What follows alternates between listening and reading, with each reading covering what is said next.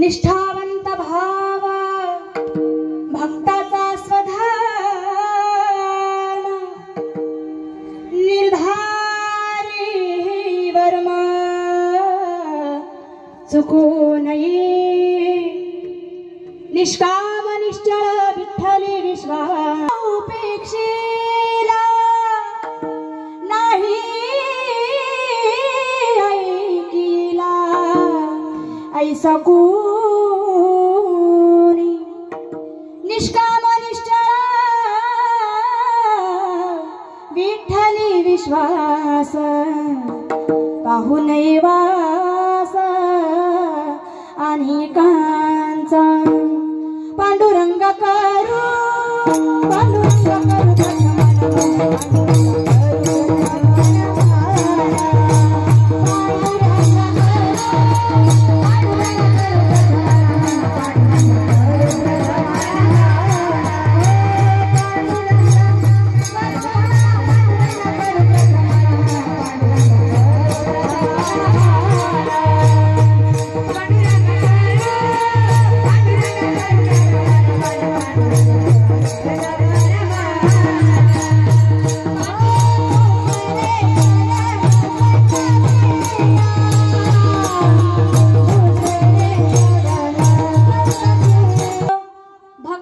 स्वधर्म निर्धारी ही वर्म चुकू नये आणि तुकोबरांचा गोड असा अभंग आजच्या सेवेसाठी निवडलेला आहे विठ्ठल विठ्ठल विठ्ठल विठ्ठल विठ्ठल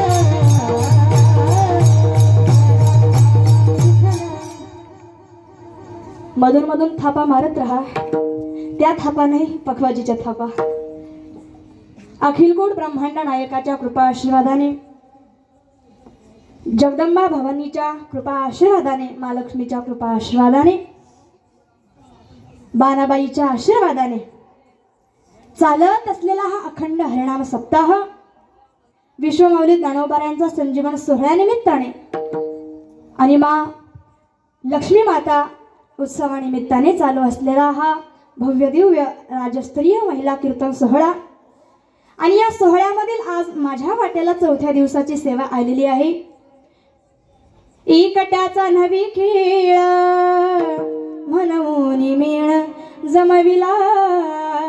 एवढ्या लोकांना एकत्र करणे सामान्य गोष्ट नाही, पण ज्यांच्यावर महाराष्ट्र प्रेम करतोय, ज्यांच्यावर आमचे ज्ञानोबाराया प्रेम करताय, ज्यांच्यावरती मा भवानीचा आशीर्वाद आहे, असे आदरणीय हरिभक्त परायण योगेश महाराज पाटील असतील आणि आदरणीय हरिभक्त परायण सुनीताताई पाटील असतील. अगदी या दोन दाम्पत्याने बघा बरं का, सांगायचं झालं तर सिंधुताई सपकाळ यांच्या पाठीमागं परिवार नव्हता, पण आमच्या सिंधुताईंनी एवढं मोठं साम्राज्य निर्माण केलं, पाठीमागं कुणी नव्हतं. पण आमच्या सुनीताताईंच्या पाठीवरती हात योगेश महाराजांची आहे, समस्त पाचोऱ्या ग्रामस्थांची आहे. एवढंच नव्हे तर मा भवानीची आणि बानाबाईचा आशीर्वाद असल्यावरती नक्कीच सिंधुताई सपकाळ यांनी केलेलं कार्य सुनीताताई पाटील आणि योगेश महाराज पाटील यांनी हाती घेऊन पूर्णत्वाला नेतील, असे आपण सर्वांनी जगदंबा भवानीला रोजच प्रार्थना केली पाहिजे. कारण सांगावंसं वाटतं, आज तुम्हा आम्हाला एक मुलगी सांभाळायचं झालं तर जड जातं बाबा. एक मुलगी सांभाळण्यासाठी एका घरातील व्यक्तीला पहारा द्यावा लागतो, बरोबर ना. आज हे दाम्पत्य एक नाही दोन नाही 70 अनाथ मुलं सांभाळतायत, सामान्य गोष्ट नाही. त्यामध्ये सुद्धा मुली सांभाळताय बाबा. यांच्यासाठी तर खऱ्या अर्थाने टाळी नाही, आपण दंडवतही घातलं तरी कमी पडेल. आणि असं गोड आयोजन नियोजन दोघांनी या ठिकाणी केलेलं आहे. खऱ्या अर्थाने दोघांना साथ, दोघांवरती आशीर्वाद आपल्या सर्वांचा आहे, म्हणून हा सुंदर असा कार्यक्रम होतोय. त्यामुळे सर्व ग्रामस्थांच्या चरणी, ज्ञानोबारायांच्या चरणी नमन करून, दंडवत करून सेवेला प्रारंभ करूया. आज या सेवेसाठी अगदी 2 तास ज्यांची मृदंगाची साथ लाभत आहे असे आदरणीय हरिभक्त परायण निखिल महाराज, एकदा जोरदार टाळी वाजवायची. मी जोरदार म्हटलं, एवढे हळू जोरदार म्हटलं की जोरातच वाजले पाहिजे. आणि गोड गळ्याचे धनी असणाऱ्या आदरणीय हरिभक्त परायण महाराष्ट्र ज्यांनी पायाखाली घाला बाबा, फिरून नाही बरं का. भगत सुवर्णाताई आहेत, त्यांच्यासाठी एकदा जोरदार टाळी वाजवायची. मी नाव घेते, तुम्ही टाळी तरी वाजवा. हा, अगदी कमी वयामध्ये परमार्थामध्ये ज्यांनी परमार्थाला सुरुवात केलेली अशा गोडगळ्याच्या धनी आदरणीय हरिभक्त परायण ईश्वरी दिदी आहेत, त्यांच्यासाठी ही जोरदार टाळी. आणि त्यांच्या बाजूला याच संस्थेच्या विद्यार्थिनी आदरणीय हरिभक्त परायण सांगा ना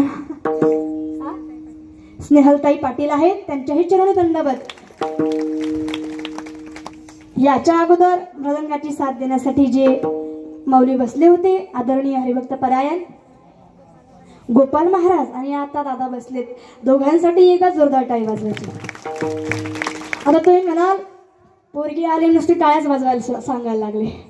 ऐका बरं का, गायन करणं ही एक कला आहे, वक्तव्य करणं ही एक कला आहे, वादळ करणं ही एक कला आहे. पण अशी एक कला आहे जी कुणाला जमत नाही, ती थोड्याफार माणसाला जमते.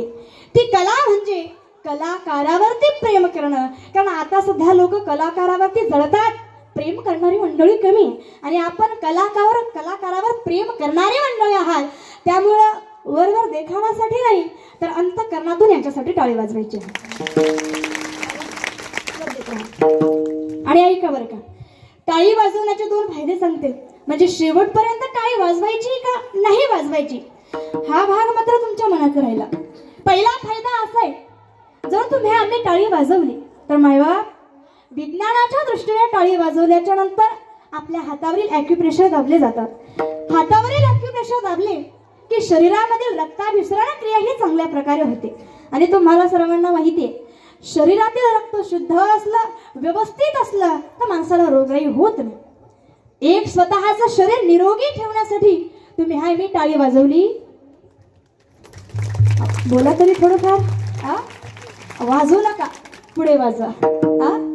आणि दुसरं कारण म्हणजे टाळी का वाजवायची तर दुसरं कारण वारकरी संप्रदायाच्या दृष्टीने जर कीर्तनात बसल्याच्या नंतर जर तुम्ही आम्ही टाळी वाजवली तर संत बांदियाळी म्हणतात कीर्तनात वाजवलेली टाळी बाबा कधीही वाया जात नाही. कारण कीर्तनामध्ये टाळी वाजवल्यानंतर काय फायदा होतो तर ऐका. कीर्तनात टाळी होया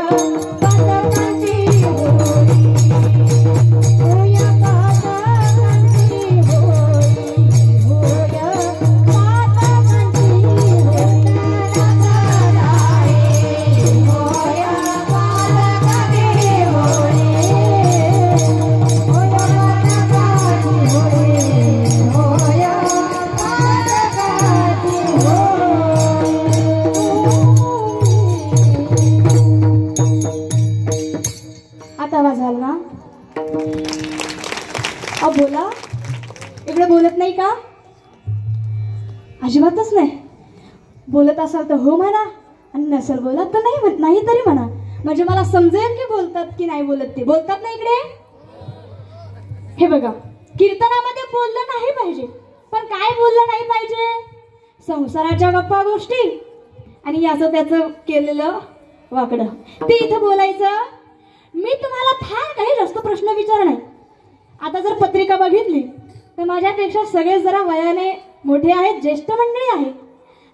सगळे 20 वर्षापेक्षा ज्येष्ठ मंडळी, पण मला आताच विसावं लागले. त्यामुळे तुमची मुलगी, तुमची नात, तुमची बहीण म्हणून हे कीर्तन ऐकायचे. फार अवघड प्रश्न विचारणार नाही, सरळ साधी सोपे माझ्या बुद्धीला पटेल असे शब्द विचारणारे, असे प्रश्न विचारणारे. फक्त सगळ्यांनी बोलायचं. बोलाल ना? मी घरी जाऊ नाही, मग मोठ्याने बोला. बोलाल ना? अभंग कोणाचा आहे बरं हे तरी लक्षात आहे. अभंग आहे जगद्गुरु तुकोबारायांचा. आणि ऐका, आजच्या तो अभंगामध्ये देहूचे मालक तुकोबाराया भक्ताची लक्षणं सांगताय. भक्त कसा असावा, भक्त कसे ओळखावे ही लक्षणं जगद्गुरु तुकोबाराया आजच्या अभंगामध्ये अगदी गोड प्रतिपादन करताय. कसा असावा भक्त? निष्ठावंत भाव, भक्ताचा स्वधर्म, निर्धारी हे वर्म चुको नये. ही भक्ताची लक्षणं तुकोबाराया प्रतिपादन करतात. कसा असावा भक्त? कुणाला म्हणावा भक्त? तर तुकोबाराया म्हणतात ज्यांची निष्ठा, भाव, विश्वास देवावरती आहे असे भक्त आहे, त्यांना भक्त म्हणतात. आणि ऐका, हीच भक्ताची लक्षण आहे. तुम्ही म्हणाल ताई आम्हीही भक्ती करतोय, आम्हीही भगवंताचं नामचिंतन करतोय, आम्हीही भगवंताची पूजा करतोय, आम्हीही भक्तांच्या यादीमध्ये आहोत. तर नाही, आपण भक्तांच्या यादीमध्ये येत नाही. का भक्तांच्या यादीमध्ये येत नाही तर तुकोबाराया म्हणतात तुम्ही आम्ही जी भक्ती करतोय ती उद्वेगानं भरलेली भक्ती आहे. आणि साधू संत जी भक्ती करताय ती उद्वेग रहित भक्ती आहे. आपण फक्त देखाव्यासाठी भगवंताचं नाम जप करतोय. गावामधला सप्ताह झाला की गावातल्या लोकांनी नाव नको ठेवायला, गळ्यात माळ असून सुद्धा कीर्तनाला जात नाही. अपमान होऊ नये म्हणून काही मंडळी येऊन बसतात बाबा, पण याला भक्ती म्हणत नाही. मग भक्ती कशाला म्हणतात तर जगद्गुरु तुकोबाराया म्हणतात भक्ती कशाला म्हणावं, काय आहे भक्ती? तर तुकोबारायांनी उत्तर द्यावं. भक्ती आम्ही केली सांडूनी उद्वेग, भक्ती आम्ही केली सांडूनी उद्वेग, पावलो हे सांग सुखयाचे, पावलो हे सांग सुखयाचे सुख आम्हा झाले धरितायाचा संग. काय आहे भक्ती? जी उद्वेग रहित भगवंताचं नामजप, ध्यान, धारणा, चिंतन केलंय, सेवा केली, उद्वेगाने रहित असणारी भक्ती, ती भक्ती खरी भक्ती आहे.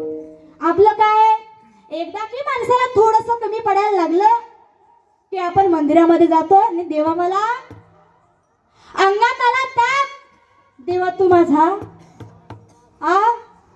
मोठ्याने बोला, अंगात आला ताप की देवा तू माझा, आणि अंगातला गेला ताप की देवाचा मी. बरोबर ना? अशी आपली परिस्थिती आहे. थोडंसं दुःख आलं की 25 रुपयाचं नारळ, 5 रुपयाची अगरबत्ती, मंदिरात जातो आणि देवा मला सुखी. जोपर्यंत दुःख आहे तोपर्यंत तुम्ही आम्ही देवाचं भजन, एकदा की दुःख गेलं, सुख आलं की तुम्ही आम्ही देवालाही विसरतो. देवाचं भजनही नाही, पूजनही नाही आणि सेवाही. आपली भक्ती फक्त दुःखापुरती आहे. सुखामध्ये तुम्ही आम्ही देवाला आठवतोय का? कधीच नाही, कदापि नाही. पण ऐका, कधी कधी गळ्यामध्ये माळ असणारी मंडळी म्हणतात, ताई आम्हीही भजन करतो, आम्हीही कीर्तनाला जातो, मग आमच्याच दुःखाला, आमच्याच वाट्याला दुःख का? काही काही दारुडे मंडळी असे, दिवसभर आठवड्यातला एकही दिवस असा नाही की त्या दिवशी तो पीत नाही, पण तरी सुद्धा त्याचं घर कसं चाललंय? सुखात चाललंय. आणि आमच्या घरी 365 दिवसातून एकदाही मटण येत नाही, दारू येत नाही, पण तरीच आमच्या घरी काय आहे? दुःख आहे का? हा तुमचा आमचा संचिताचा भाग राहिला. पण ऐका, आपण दुःखात देवाला भजतो, सुखामध्ये मात्र विसरतो. कबीरदासजी महाराज म्हणतात, दुख में सुमिरन सब करे, सुख में करे ना कोई. दुख में सुमिरन सब करे, सुख में करे ना कोई. सुख में जो भजन करे, दुख काहे का होय कबीरा, दुख काहे का होय. दुःखामध्ये भजन केलं तर दुःख येणारच नाही ना बाबा. देव आपली परीक्षा घेतो की ही व्यक्ती माझ्या दुःखामध्ये भजन करते का? ही व्यक्ती माझ्या दुःखामध्ये भजन करत असेल तर पुढच्या दुःखामध्ये याच्या पाठीशी उभं राहण्यासाठी मी आहे. पण तुम्ही आम्ही दुःखामध्ये देवाला आठवतो आणि सुखामध्ये आठवत नाही. पण ऐका, अशी भक्ती काही कामाची नाही. भक्ती करावी, कशी भक्ती करावी? देवाला तन मन धन अर्पण करावी, अशी भक्ती तुम्ही आम्ही केली पाहिजे. संतांनी भक्ती केली, भक्ती केल्याच्या नंतर संतांची झालेली अवस्था आहे बाबा. काय अवस्था आहे? देह जावो अथवा राहो पांडुरंगी, देह जावो अथवा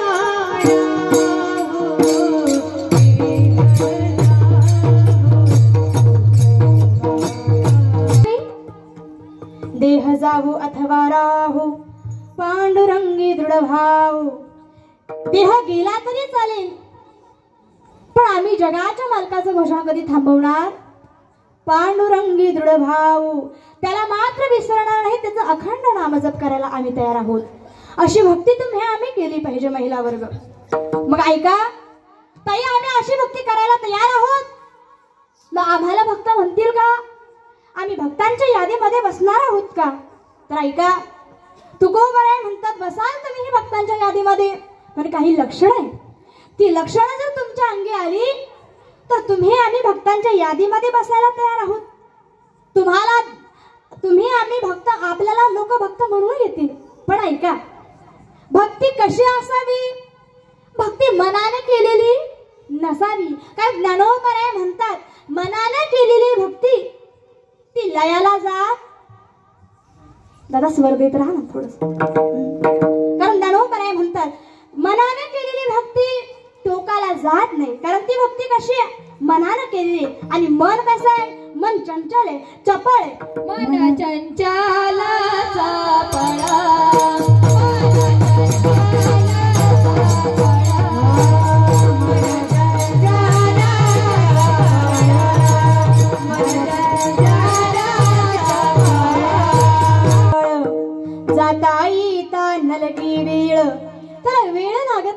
मग माऊली म्हणतात हे मन चंचल आहे, चपळ आहे, कधी कुठे धावेल सांगता येत नाही, या मनाच्या नादी लागू नका.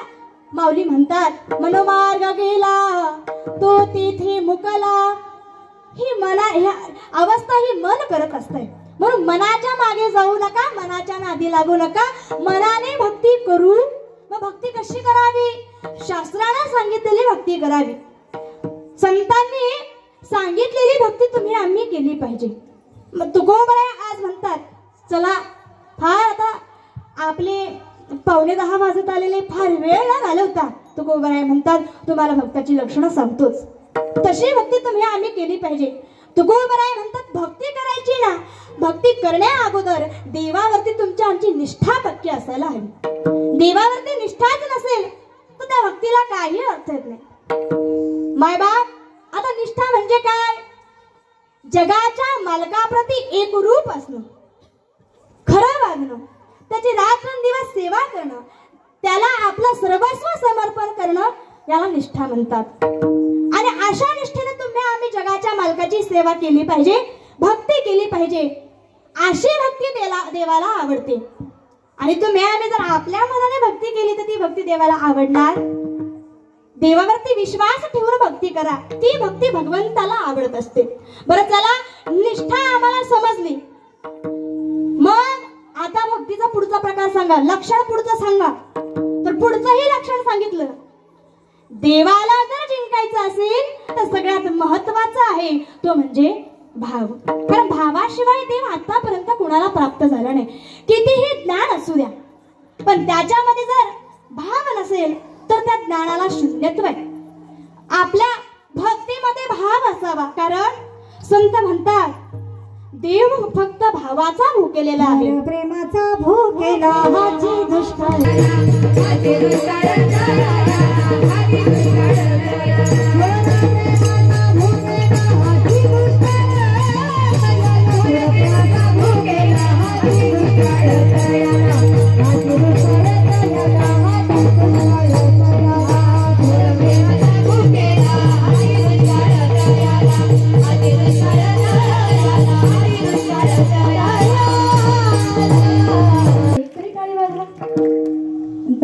कितीही वारी चाली म्हणा, कितीही रागामध्ये चाली म्हणा, खाली बसलेले अशा रागानेच पाहतात. जसा आपला आणि त्यांचा बांधाला अजिबात कुठे टाळी वाजवणार नाही, कुठे भजन करणार नाही, कुठेच टाळी वाजवत नाही. बरोबर ना? आम्हाला टाळी वाजवायला एकच प्रमाण माहिती, कोणतं? ज्ञानेश्वर माऊली. पाहिलं की टाळी वाजवली, याच्याशिवाय दुसरं कुठे टाळी वाजवत? यांना माहितीये ज्ञानेश्वर माऊली झालं कीर्तन, टाळी वाजवली, एवढ्यालाच टाळी. बाकी मध्ये कोणी कितीही गोडचाल म्हणू द्या, कितीही सुंदर वाजू द्या, पण ही मंडळी टाळी वाजवत. एवढी गोडचाल म्हणतात, एवढं गोड वाजवतात, जरा प्रमाण झाल्यावरती टाळी वाजवायला ताई वाजवतील आता. कारण तुम्ही वाजवलेली टाळी गायक वादकाला उत्साह वाढवते, म्हणून टाळी